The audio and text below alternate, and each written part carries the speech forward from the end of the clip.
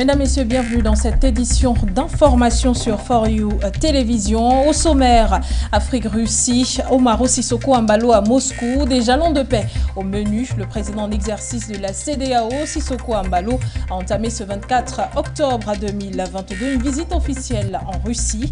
Après cette escale, celui-ci se rendra à Kiev, en Ukraine, pour discuter avec le président Zelensky, bien sûr à la suite de l'escale à Moscou. Il faut rappeler que c'est le deuxième président africain reçu après celui de l'Union africaine. Toujours en une de cette édition d'information, on parle d'Éthiopie, du conflit tigréen, table ronde, gouvernement rebelle. Celle-ci se tient en Afrique du Sud depuis ce 24 octobre 2022 pour des pourparlers de paix initiés par l'Union africaine en vue d'un retour au calme dans la région éthiopienne du Tigré. Des informations sur lesquelles nous reviendrons dans cette édition d'information. Mesdames, Messieurs, bienvenue à ce grand journal, le premier d'ailleurs de la semaine, et c'est un plaisir de vous retrouver. Vous nous regardez sur nos différentes plateformes For You Media Africa et nous écoutez sur For You Radio 96.3 FM. Il y a un mois, en République centrafricaine, la Cour constitutionnelle a tranché en défaveur de la réécriture de la Constitution. Après un appel du peuple à sa modification, cette fois encore, des centaines de Centrafricains ont sillonné les artères du pays pour réclamer cette fois-ci un référendum constitutionnel. Les détails dans ce reportage. Quelques jeunes sympathisants du mouvement Cœur Uni MCU en abrégé et du cercle de réflexion pour une constitution républicaine, CRCR, et quelques autres mouvements, tous, emphatisent la nouvelle constitution. Cette grande mobilisation du soutien non seulement au chef de l'État, Faustin Archange Touadéra, mais aussi à un référendum, n'a pas été orpheline à la parution du président. Nous sommes là parce que c'est le peuple qui a demandé au chef de l'État de convoquer le référendum constitutionnel. Et vous savez bien que la démocratie est l'expression du peuple. C'est le peuple qui est le porteur de la souveraineté. Et il faut savoir que les députés sont élus localement, de façon locale. Mais un chef de l'État est élu sur tout le territoire, même au-delà même de nos frontières. Mais si le peuple se lève pour demander un truc de ce genre, c'est pour dire que la souveraineté revient au peuple. Et le chef d'État ne peut que assumer ce que le peuple lui a demandé. La joie, elle est immense parce que vraiment, c'est vraiment tout le peuple de la capitale qui s'est levé comme un seul homme pour se pointer au croisement Téné, comme on le dit souvent, pour aller au point zéro et remettre un mémorandum au chef de l'État pour lui demander, dans un délai très raisonnable, pour convoquer le référendum constitutionnel. Sur le terrain, c'est bien l'intérêt du pays qui prime la souveraineté du peuple et ses aspirations. En adresse à Danielle Darlan, ancienne présidente de la Cour constitutionnelle, on n'oppose pas la technique à la volonté populaire. Elle est qui pour réclamer le peuple?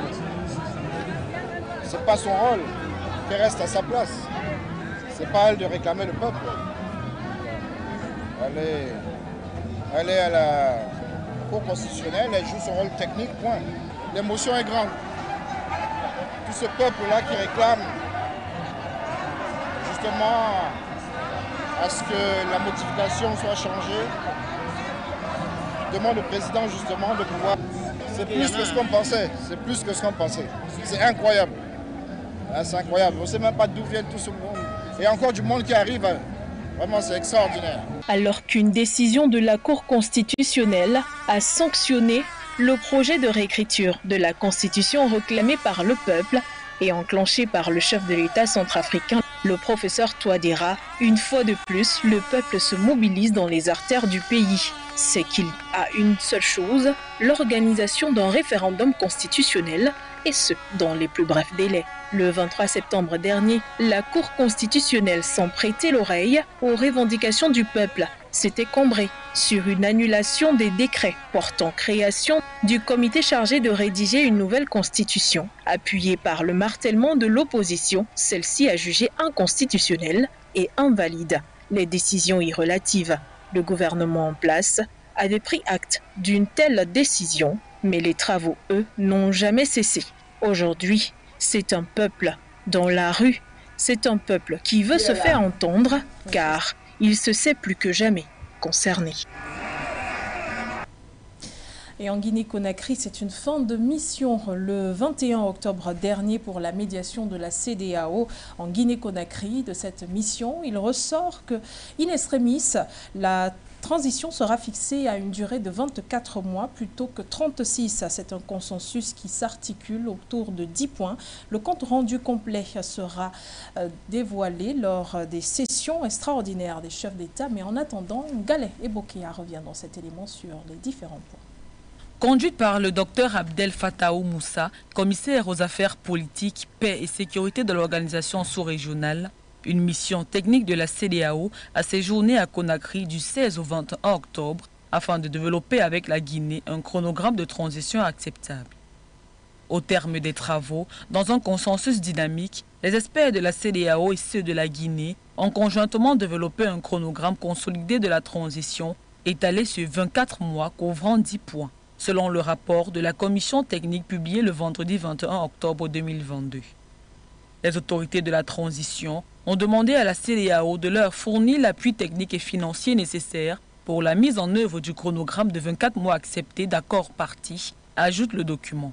Les deux parties ont d'un commun accord demandé la mise en place diligente d'un comité de suivi et d'évaluation de la mise en œuvre de ce chronogramme. L'ancien président béninois Yahi Boni, médiateur de la CEDEAO pour la Guinée, a lui aussi apporté son soutien à la mission technique qu'il a rejoint à Conakry. Au terme des travaux, il a reçu comme recommandation de présenter le nouveau chronogramme à la prochaine session de la conférence des chefs d'État et de gouvernement pour son approbation afin de déclencher sa mise en œuvre. La Guinée-Conakry était venue à la table des négociations avec un agenda de la transition en 10 points étalé sur une période de 36 mois.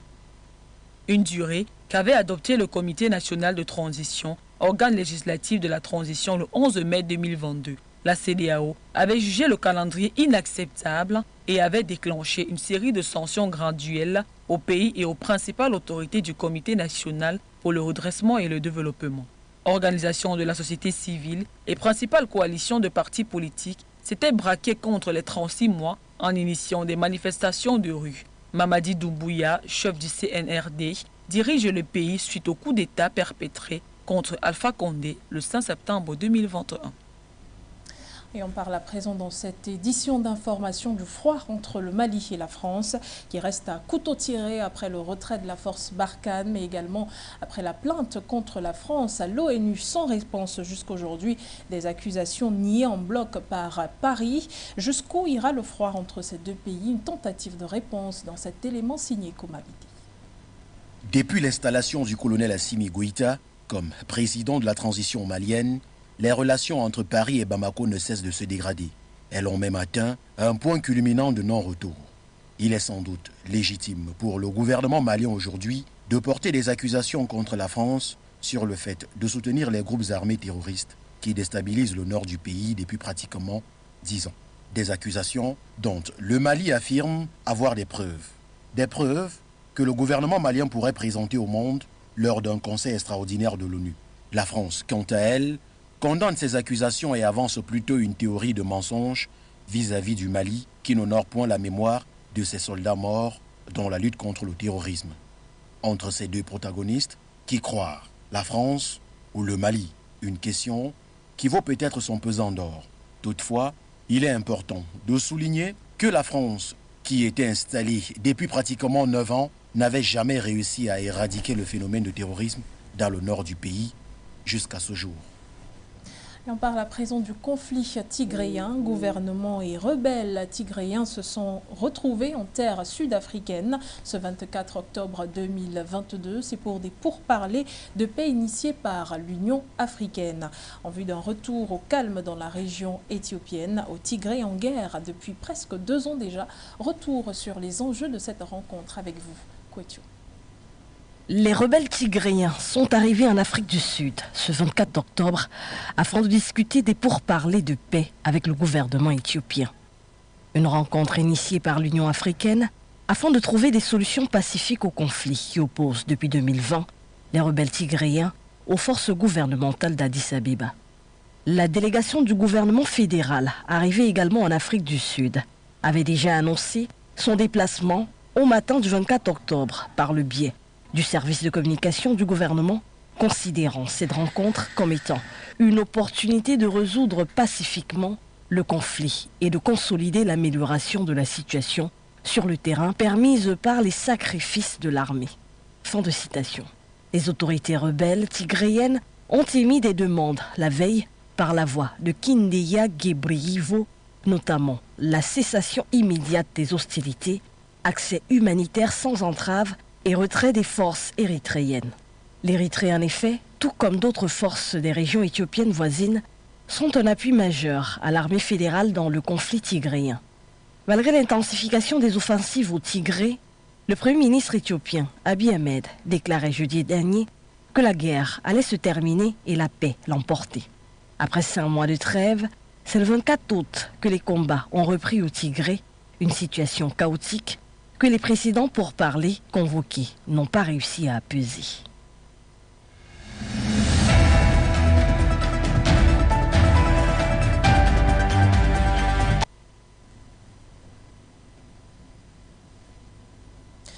Au Cameroun, la ville de Koumba pleure encore ses jeunes enfants massacrés le 24 octobre 2020 dans une école, la Mother Francisca International Bilingual Academy. 8 écoliers perdaient la vie alors que des hommes armés avaient ouvert le feu dans plusieurs salles de classe. Âgés entre 9 et 12 ans, 12 ont été blessés pour compléter le bilan macabre. Le drame de Koumba avait suscité les réactions de la classe politique camerounaise, mais également de la communauté internationale qui s'étaient tous indignés contre des retombées de la crise sociopolitique dans le nord-ouest et le sud-ouest du Cameroun sur l'éducation et la vie d'innocents enfants. Et puisqu'on parle de la classe politique camerounaise, l'on reçoit sur ce plateau un homme politique. Il s'agit du premier secrétaire du Peuple uni pour la rénovation sociale, Matomba. Bienvenue sur ce plateau. Merci Madame Boudé et bonsoir à vos téléspectateurs. On reparle de cet événement macabre qui s'est produit à Koumba, au Cameroun, en 2020. C'était le 24 octobre. Après cette tuerie, vous étiez sur les lieux 2 ans après ce drame. Quel est le ressenti ?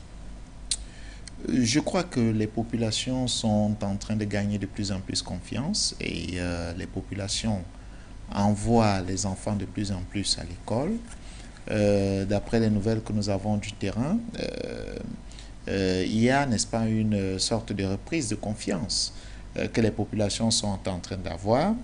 Mais nous nous disons que le gouvernement doit fournir beaucoup plus d'efforts parce qu'aujourd'hui, nous ne devons plus être à la phase selon laquelle nous comptons les enfants qui vont à l'école parce que l'école, l'éducation est une obligation.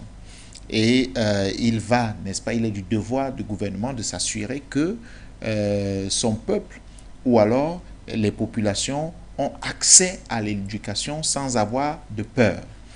On peut constater aujourd'hui et conclure que ces groupuscules de personnes qui ont porté les armes contre leur nation doivent être, n'est-ce pas, châtiés parce qu'on ne saurait tolérer le fait que les gens décident d'empêcher d'autres de s'éduquer, d'aller à l'école. Quand on sait qu'une nation ne saurait se construire si des gens ne sont pas éduqués, ne vont pas à l'école, ne sont pas préparés à une véritable construction de la nation. Donc il est important de dire que empêcher un enfant, empêcher des enfants d'aller à l'école ou de s'éduquer, c'est un crime contre l'humanité. Et à ce type de crime, on ne négocie pas, on ne tergiverse pas, on agit. Et le gouvernement aujourd'hui a la pleine responsabilité, n'est-ce pas, d'amener les populations à vaquer librement, non seulement à leurs occupations, mais dans toute la confiance et la sécurité, puisque une des missions, n'est-ce pas, du gouvernement, c'est s'assurer de la sécurité des biens et des personnes et du territoire. Alors à vous écouter, est-ce qu'on est en droit de penser qu'il y a une progression de ce côté-là ou alors que la menace recule progressivement? Il y a une progression sur le plan de la confiance. Il y a une progression. Les chiffres aujourd'hui démontrent que les populations sont de plus en plus motivées à envoyer les enfants à l'école.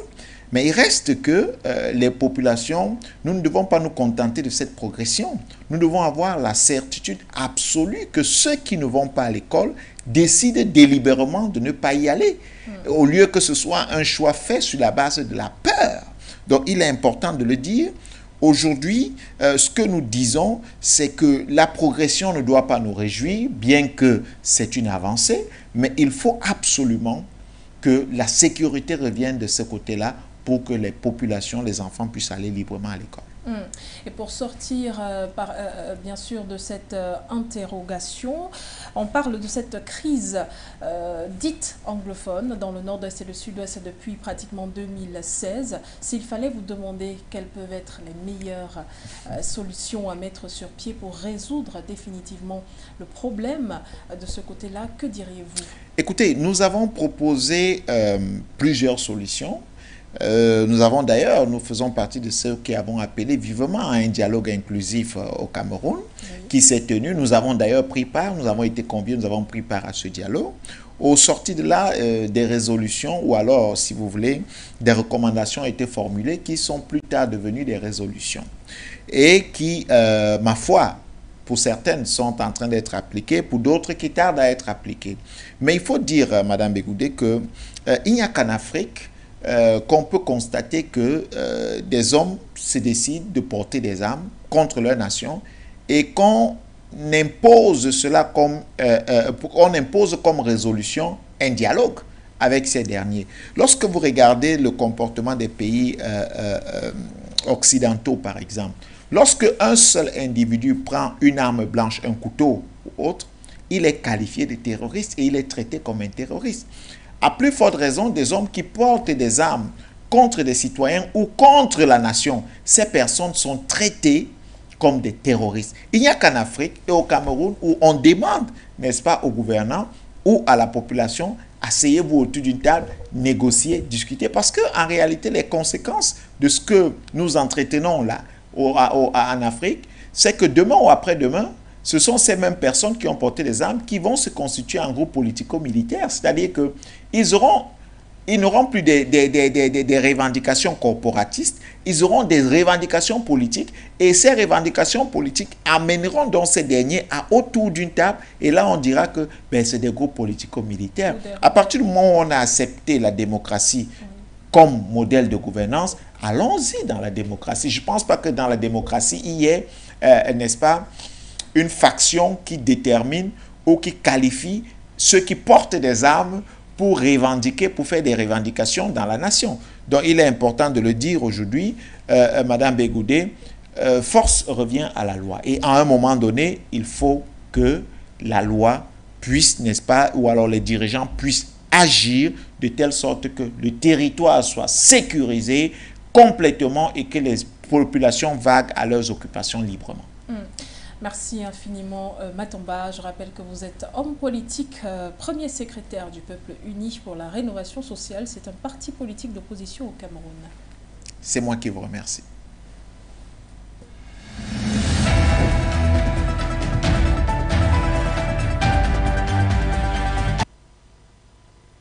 Au-delà des frontières africaines, à présent on parle de Russie, mais surtout du président en exercice de la CEDEAO, Umaro Sissoco Embalo, qui lui est en visite officielle à Moscou ce 24 octobre 2022. Le président de la CEDEAO a été reçu par Vladimir Poutine après le président de l'Union africaine Macky Sall. À la suite de l'escale à Moscou, Sissoko Embalo se rendra à Kiev en Ukraine pour rencontrer Volodymyr Zelensky. Mais tout d'abord, on revient sur les enjeux de ce premier déplacement avec vous, Ngeni.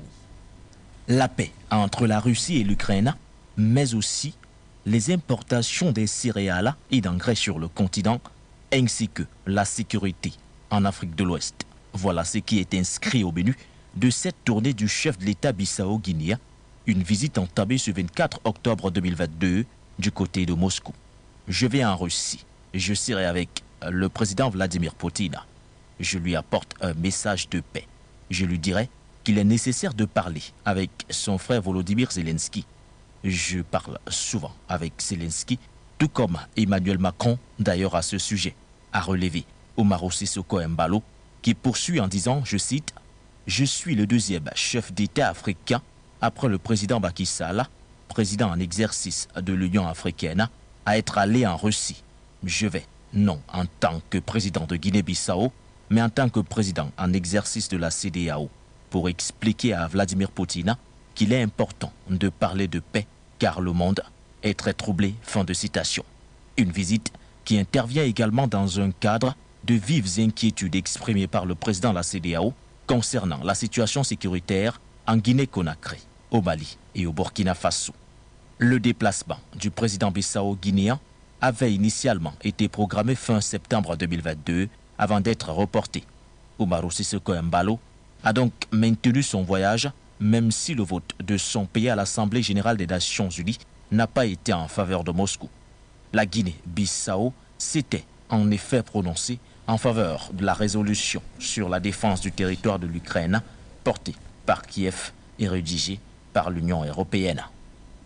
Et on parle de lutte contre la vie chère en Afrique. Au Maroc, par exemple, l'Union nationale des travailleurs a mobilisé plusieurs manifestants protestants devant le Parlement à Rabat pour protester contre la cherté des prix. La hausse a atteint les 8,3% en septembre dernier. On revient sur cette actualité avec vous, Bala. Notre syndicat organise aujourd'hui cette manifestation pour s'adresser à l'opinion publique, au gouvernement, au Parlement, aux partis politiques, économiques et sociaux, ainsi qu'aux forces vives. Assez d'étouffer le peuple avec le pouvoir d'achat des citoyens, assez des prix élevés, des carburants, des matières premières et des denrées alimentaires. Au Maroc, l'Union nationale des travailleurs a mobilisé des centaines de manifestants le dimanche 23 octobre 2022 devant le Parlement à Rabat pour protester contre la cherté de la vie qui chaque jour devient de plus en plus inquiétant. C'est là l'une des premières fois que des sympathisants du PJD descendent dans la rue depuis la déroute électorale de ce parti aux législatives de 2021 en décembre, remportées par le Parti libéral d'Aziz Akanouche. Il faut en finir. Finissons-en d'étouffer le pouvoir d'achat avec la non-augmentation des salaires, la cherté de la vie quotidienne, les prix élevés du carburant à tous les niveaux. Les citoyens souffrent de cette situation. Nous devons nous faire entendre pour que cette injustice cesse et pour que le gouvernement agisse et tienne ses promesses. Au Maroc, les prix à la consommation a progressé de 8,3% en septembre sur un an dans le pays, et ceci en raison d'une flambée des prix alimentaires de plus 14,7% qui pénalise fortement les classes populaires. Notons que cependant, la manifestation vise en particulier Aziz Akanouche, chef du gouvernement qui a fait fortune dans la distribution de carburant et qui est par ailleurs accusé par plus d'une personne de profiter de l'explosion des prix à la pompe.